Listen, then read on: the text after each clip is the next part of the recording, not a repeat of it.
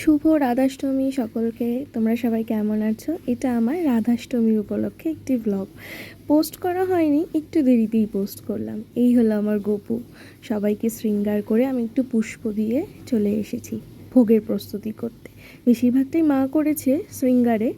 এই হলো 5 ভাজা, আমি প্রিপেয়ার করে ফেলেছি। এখন ভাজার জন্য প্রস্তুতি চলছে। সবার আগে আমি রাধা রানীর প্রিয় পরমান্ন বানিয়ে নিয়েছি।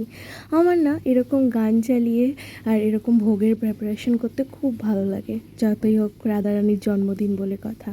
আর সবথেকে মেন আকর্ষণ ছিল এই মালপোয়া। আমি প্রথমবার করেছি, এত সুন্দর হয়েছে, সকলে বলেছে। মনে হয় রাধারানীও খুব পছন্দ করেছে। এই প্রথমে ভালো করে সাজিয়ে টাজিয়ে নিলাম, তাড়াতাড়ি লুচিটা ভেজে নিই, কেন ভোগের দিতে হবে সামনে। এই হলো আমার ভোগ। কথায় বলে ভোগ দর্শনে নাকি দুর্ভোগ কাটে, তাই তোমাদের জন্য এই ক্লিপসটা রেখে দিলাম, দেখো তোমরা, আর আমাকে জানিও কেমন লাগছে। তারপর একটু রাধা গোবিন্দকে ভালো করে আরতি করে নিলাম।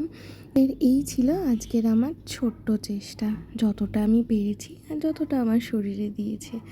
আশা করি রাধারানী গ্রহণ করেছে। বলেছিলাম না, জন্মাষ্টমীতে যা যা করতে পারিনি সব আমি রাধাষ্টমীতে করেছি।